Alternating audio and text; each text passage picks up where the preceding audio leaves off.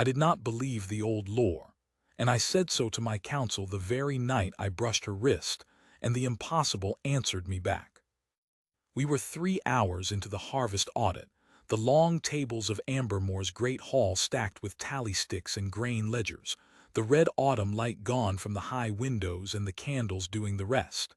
My steward wanted more coin for the northern granaries. My war master wanted less. I wanted the argument to end. And down the length of the hall, unnoticed by every man shouting numbers at me, a girl in a keeper's gray dress went from sconce to sconce with a taper, waking the candles one by one so the dark would not gain on us. I did not know her name. I am ashamed of that now, that a king can walk a hall 1,000 times and never once ask the name of the hand that keeps it lit, but that was the truth of it. She was simply the candle keeper, one of a dozen gray girls who moved through the hold like the drafts do, felt more than seen. A taper guttered in her hand.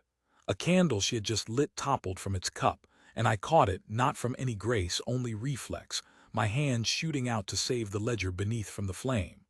Her hand came for it in the same breath. And so, for the space of a heartbeat, my palm closed over the back of her wrist, her small cold fingers under mine, the fallen candle pinned between us and still burning. And her wrist beneath my hand went warm. Not the warmth of the flame. The flame was inches off. This was a warmth that came up out of her skin into my palm as if I had laid my hand flat on a stone that had sat all day in the sun. And under it, I will swear this to my last hour, under my fingers a thread of gold light woke, faint as the last coal in a grate, tracing a shape along the inside of her wrist that had not been there an instant before and was gone an instant after. We both let go.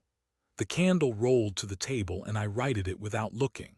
She had already stepped back, her eyes down, murmuring a keeper's apology, and she was 3 sconces further along before I had found my voice. And by then it would have been a strange thing for a king to call a candle girl back to ask why her arm had lit like a banked fire. I told myself I had imagined it. The hall was full of candlelight. A trick of it had slid across her skin, that was all. A man who has audited grain for 3 hours will see gold anywhere. But my war master, Baal, was watching my face. He was the only man in the ninefold reach who had known me since we were boys, and he read me the way the old shepherds read weather. "You've gone the color of a ghost," he said low so the steward would not hear, over a dropped candle. "I'm tired," I said. "In the audit, the granaries get their coin. Baal, that girl, the keeper, the one at the sconces." He turned to look and there was nobody there. The last candle stood lit. The gray girl was gone, out through the servants' arch, and the hall was as bright as it would be all night, and I sat with my hand still faintly warm and told myself again that I had imagined it. You must understand what the old lore was, and why I had spent my life not believing it, before you can understand why one warm wrist unmade me. Every pup in the ninefold reach is raised on the same tail. Long before my grandfather's grandfather, the true Luna line, the old blood, the moon-touched daughters who could steady a raging alpha with a hand and knit a fractured pack whole with a word, was scattered. There was a war, and a betrayal inside the war, and the last true Luna sent her daughters out in the night dressed as anything but what they were, to be lost among the common folk, so that the ones who hunted the line could not finish it. And she marked them, the tale says. She gave each daughter a mark that no eye could see, invisible to every sight in the world, to the girl's own eyes, to any who loved her, to any who would kill her, so that no hunter could ever find the blood by looking. Only one thing could wake it. Only the hand of the true alpha, the one the daughter was fated to, under the light of the moon, could pass over that hidden mark and call it up gold out of the skin, and know her for what she was. It is a beautiful tale. It is the kind of tale you tell a frightened pup so she believes she might be a secret queen. I had stopped believing it the year my father died and left me the reach, because I had, God help me, gone looking for it. I was young and grieving, and I wanted the tale to be true the way a drowning man wants the water to be shallow. My council brought me daughters of every allied pack, and I laid my hand over the wrist of every one of them under every moon for 3 years, and no mark ever woke, because there was no mark, because it was a story. I sent them all home. I earned a name for it, the alpha who would not take a mate, the cold king of Ambermore, and I wore the name because it was cheaper than the truth, which was that I had believed a bedtime tale and been made a fool by it, and I would not be made a fool twice. So by the time I was the age I am now, the lore was to me a thing I let the old women keep and did not touch. When the council pressed me, and they pressed me constantly, for a king with no heir and no Luna is a crack in a wall that every ambitious pack watches for whether, I told them plainly there would be an alliance match, a sensible one, a daughter of a strong pack wed for grain and spears, and not for any mark that no eye could see. I had, that very season, all but agreed to it. Her name was Marin, of the Storo pack to the south, and she was clever and handsome and entirely reasonable, and I felt for her exactly what I felt for a well-drawn map, respect, and no warmth at all. That was the man whose hand went over a candle-keeper's wrist and came away warm, a man who did not believe, a man who was 3 weeks from a sensible marriage. You see why I did not go and find her that night. You see why I sat instead and told my war master I was tired and went up to my cold rooms and could not sleep for the memory of gold under my fingers. I found reasons to be in the hall. I am not proud of it. A king has 100 true reasons to walk his own hold, and I used every one of them to be where the candles were lit. I told myself I was watching for waste. I watched for her. She was not hard to watch once I had decided to see her, and that was the strange thing, how a woman a hall full of men could overlook became, the moment I looked, the only steady thing in the room. She moved without hurry and without noise. She lit the candles in an order always the same, the far corners first so that the dark never had a foothold, the high table last. When a serving boy dropped a tray, she was the one who knelt to gather it before the cook could cuff him. When old Harlow, the porter's cough, took him bad by the door, she was the one who brought him a cup of something warm without being asked, and without waiting to be thanked.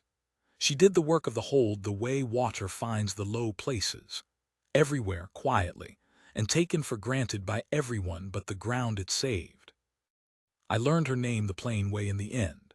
I asked the cook, who nearly dropped her ladle to have the Alpha King ask her anything, and who told me the candle-keeper was called Selah, an orphan, come to the hold as a small child in a bad winter, no one now living quite sure from where, a wagon of refugees from some pack burned out in the border troubles. The cook thought, a girl of perhaps 4 with no kin who would own her, kept on out of Ambermore's charity and grown into her keeping. No blood, the cook said, not unkindly. No people, a good quiet girl. No blood, no people. I thanked the cook and went out into the red woods to walk it off, because those 2 small words had done something to my chest that I did not have a name for, and I did not like standing still while a nameless thing worked in me. The autumn woods of Ambermore are the finest thing the Reach owns. The birches go gold and the oaks go copper, and for 3 weeks the whole hold sits inside a lantern of turning leaves. I walked under them and I made myself be a sensible king, a warm wrist, a trick of candlelight. An orphan of no blood who could not, by any lore ever told, be a daughter of the true line, because the true line had been scattered lifetimes ago, and any thin thread of it left would be royal poor and pack proud, not a charity child lighting my candles. The lore did not even fit. I had proven the lore false with my own hand 100 times on daughters far more likely than a candle-keeper. I had almost talked myself whole when I came out of the birches into the old clearing where the seer keeps her fire. And Mother Own, who has been blind longer than I have been alive, and sees more than any man with 2 good eyes, turned her face to me before my boot had made a sound. "You've touched it, then," she said. I stopped. Touched what, Mother? You know what? She was stirring something over her little fire, and she did not stop stirring. "Sit down, Alpha King. You're wearing a rut in my clearing with your packing." I did not sit. "If you've a riddle, keep it. I've had a long season of riddles from my council." No riddle. Now she did look up, the milk-pale eyes finding my face as surely as if they worked. You've walked past that child 10,000 times and felt nothing, because there was nothing to feel. The mark sleeps, Roan. It sleeps for every hand but one. That is the whole cleverness of it. And now you've felt something, and you've come out here to my fire to be told it was candlelight. I won't tell you that. I'm too old to lie to a king to spare his pride. I felt the cold come up my back. You know who she is. I know what she is. Who she is, only her waking Mark can say. She set the spoon down. There was a wagon in the bad winter, the year the border packs burned. Refugees, half of them dead of the cold before Ambermore took them in. And in that wagon a woman who would not last the night, and her small daughter, and the woman took my hand, for I was there. I was younger and I still walked the roads then. She took my hand and she said, keep her close and keep her hidden. She is the last of it. The line runs out in her. And then she died, Rome, before she could say what line, and the child could not speak of it, being 4 and frozen and half mad with grief. And so I kept the only thing I could keep. I kept her close. I saw she was placed in the hold where she'd be fed and warm, and no one would ever think to look for a queen among the candle girls. The blind eyes held me. The best hiding place in the world for the last daughter of the true line is a place so low no hunter would ever stoop to search it. I have hidden her in plain sight for near 20 years, in your own hall, under your own roof, and it has kept her alive. And now you have touched her wrist and the mark has answered you, and the hiding is over, whether either of us wills it or not. It answered nothing, I said, and I heard how weak it was even as I said it. A trick of the light. I proved the lore false myself, mother, with 100 girls. You proved that none of those 100 girls was your fated mate, she said, gentle and terrible. That is all your 100 nights proved. The mark does not wake for a true alpha, it wakes for her true alpha. You could have laid your hand on the true Luna herself every night for a year, and if she was not fated to you, nothing would have stirred. You were not proving the lore false, child. You were only proving over and over that you had not yet found her. She turned back to her fire. Go home. Sleep if you can. And when you can't, ask yourself why, of the 10,000 times you passed that girl, it was a fallen candle 3 weeks before your sensible wedding that finally put your hand on her wrist. The moon is not sentimental, Roan, but it is not blind either. Not like me. I went home, I did not sleep. I want to tell you that I went straight to her, that a king who had heard such a thing acted at once. I did not. I was a coward in exactly the way a man is a coward when the thing he wants most is the thing he has taught himself he may not have.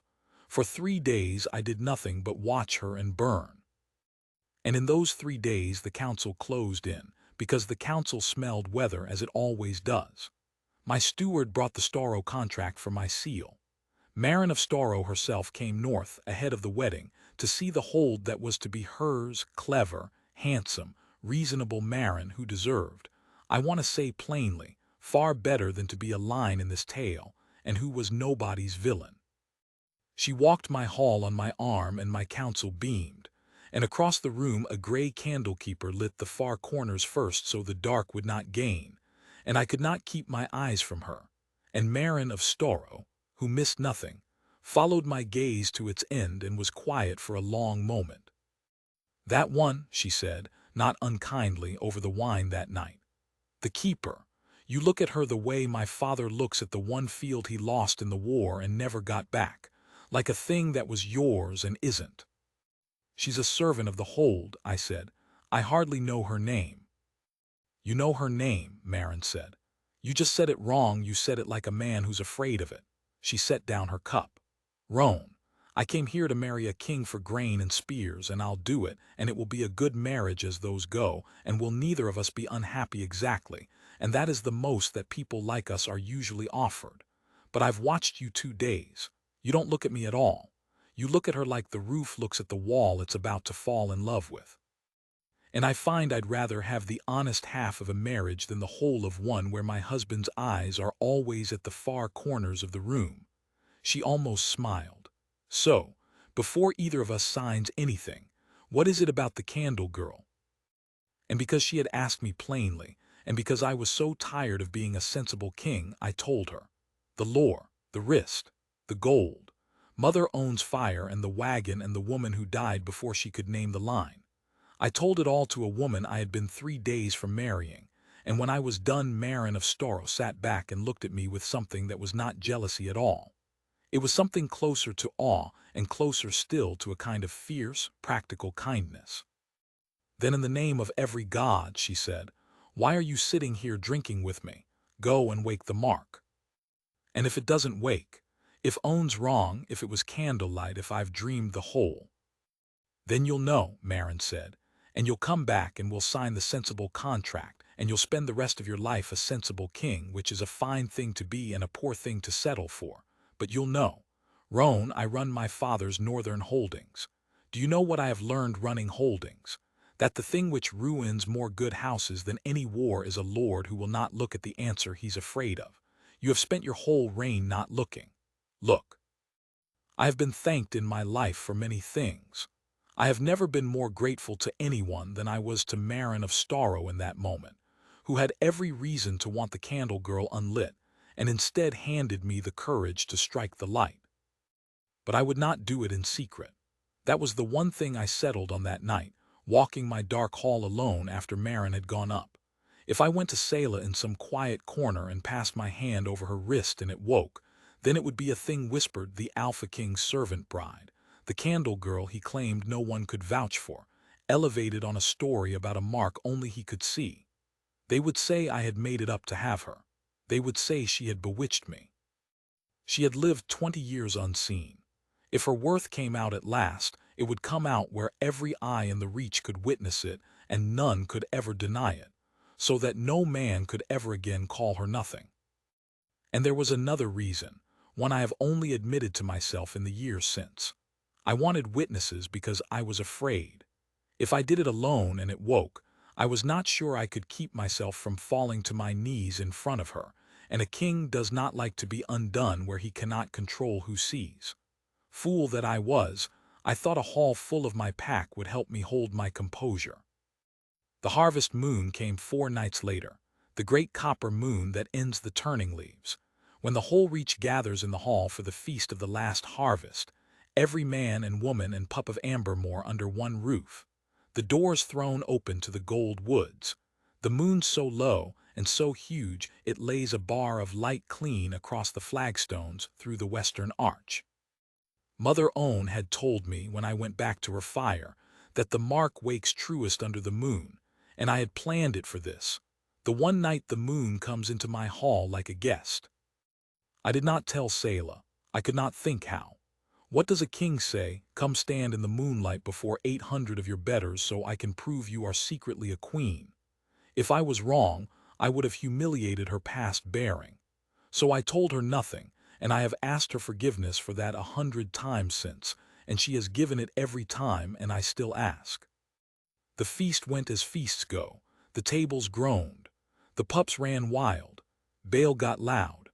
My council watched me and watched Marin, who sat calm and unbothered at the high table and caught my eye once and tipped her cup a half-inch, which meant, as clearly as words, get on with it. And Selah lit the candles, far corners first. The dark did not gain. When the moon came high enough that its bar of light fell through the western arch and lay across the open floor before the high table, a road of pale copper light straight down the middle of my crowded hall, I stood. And the hall quieted, because when the Alpha King stands at the harvest feast, it is usually to speak the old thanks. I did speak the thanks, and then I said, there is a thing I owe this hold, and I have owed it near 20 years without knowing, and I mean to pay it tonight in front of all of you, so that no one may ever say it was done in a corner. I found her across the room. She had stopped, a taper still in her hand, going very still the way a deer goes still, because a servant learns fast that when the master looks for you in front of a crowd, it is rarely joy that follows. Selah, I said, and I saw her flinch to hear her own name in my mouth before the whole Reach. Come here, into the light. I give you my word on my father's grave that no harm comes to you tonight. Only come. She came. God knows what it cost her, every eye in Ambermore on the candle keeper. the whispers already starting. What has she done? What did she break? But she set down the taper and she crossed my hall with her chin level and her back straight, walking the way she did everything, without hurry and without noise. And she stepped into the bar of moonlight and stood before her king and waited to learn what she had done wrong. I have been in 3 wars. I have stood in the shield line when it broke. I was never in my life as frightened as I was reaching for her wrist in that silent hall, with the whole reach watching and Mother Owen's blind eyes turned to me from the low benches and Marin's steady gaze on me from the high table, and the copper moon laid across the stones between us. Because if nothing woke, I would spend the rest of my days a fool who had dragged an innocent girl into the light for a bedtime tale. And worse, far worse, I would have to let go of her wrist and go back to a life I now knew. All the way down, that I did not want. I took her hand. I turned it gently, so the pale inside of her wrist lay open to the moon. Her pulse was going like a snared bird's. She was looking at me, not at her arm, her eyes on my face trying to read the sentence coming, and I made myself hold her gaze and not look away, because whatever came next she should not face it alone. "I don't know what I've done, Alpha King," she said, so quietly that only I could hear it, but I lit the far corners first. I always light the far corners first, so the dark can't. "I know," I said. "I've watched you do it 1,000 times. Selah, hold still." And I passed my open hand slowly down over the inside of her wrist, palm bare against her skin, from the heel of her hand to the pulse, in the full copper light of the harvest moon, in front of every soul in the ninefold reach. For one whole breath nothing happened, and the whole hall held that breath with me, and I felt the floor of my life tilt toward the fool's ending. And then it woke. It came up out of her skin like dawn comes up over the eastern moor. A line of gold, and then another, and then a whole design unfurling gold and warm beneath my hand. A shape no eye in that hall had ever seen, because no eye in the world had ever been able to. A spray of birch leaves and a moon, and a fine chain of old script running the length of her forearm. The sign of the true line waking after 20 years of sleep. Gold light pouring up out of her wrist, bright enough to throw shadows, bright enough that the copper moon on the stones looked pale beside it. And I did the thing I had brought 800 witnesses to prevent me from doing.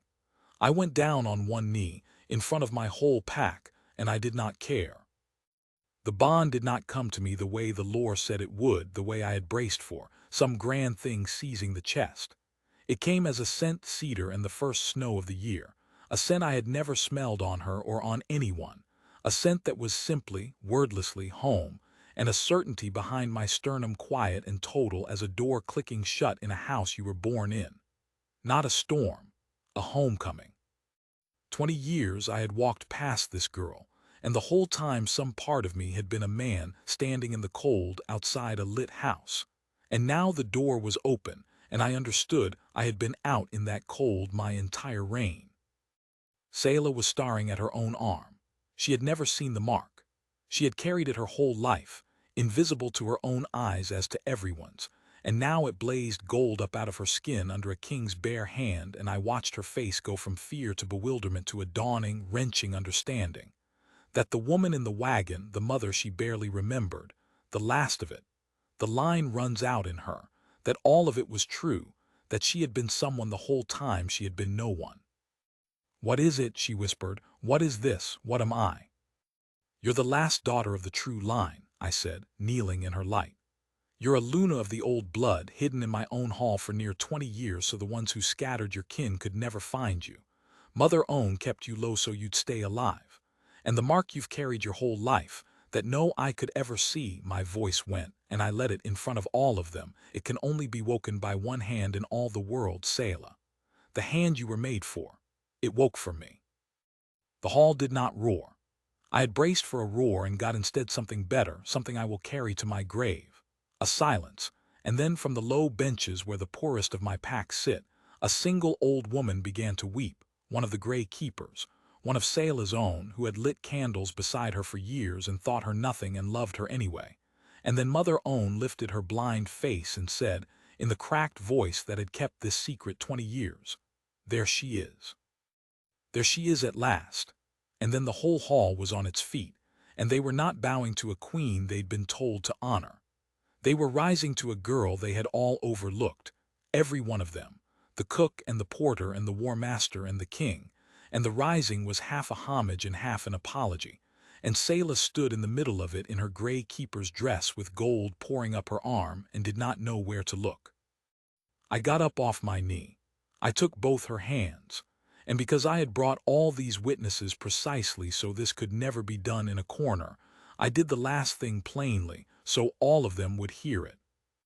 I won't claim you the way a story claims a girl, I said.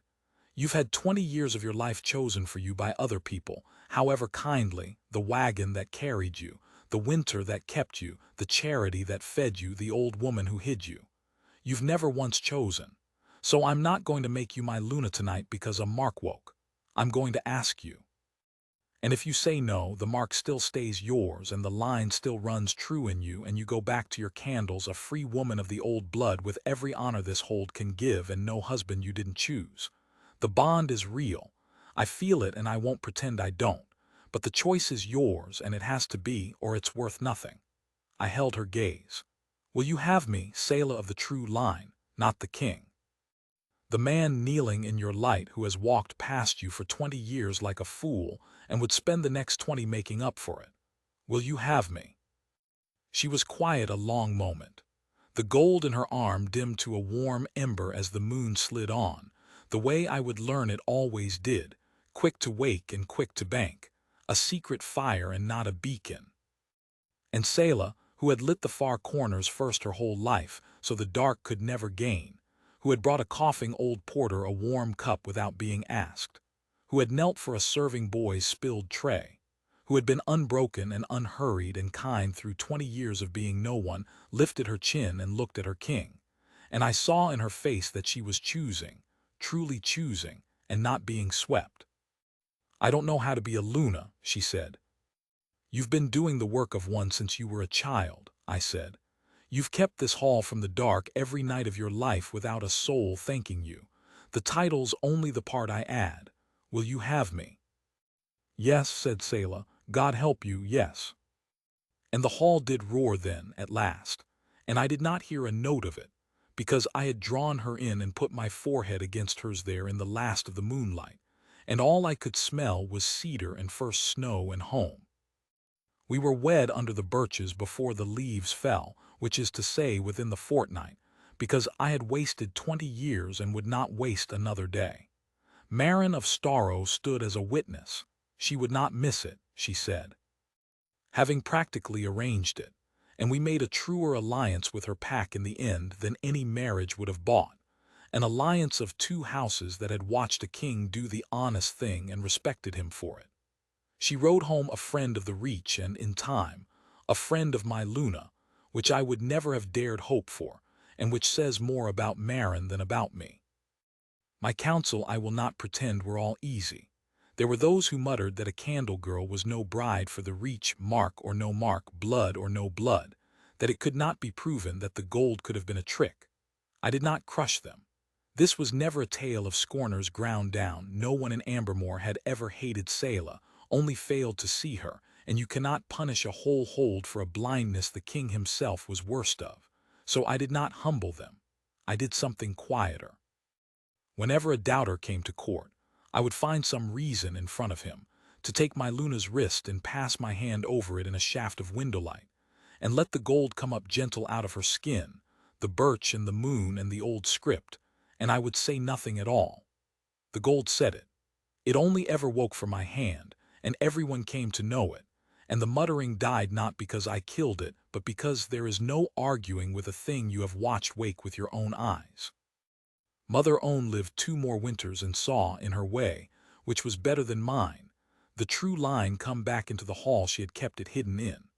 On the last night I sat with her at her fire, she took my hand the way she had once taken a dying woman's in a frozen wagon, and she said, I hid her in the lowest place in your hold because I trusted that the right man would look low. You took your time, Roan, but you looked.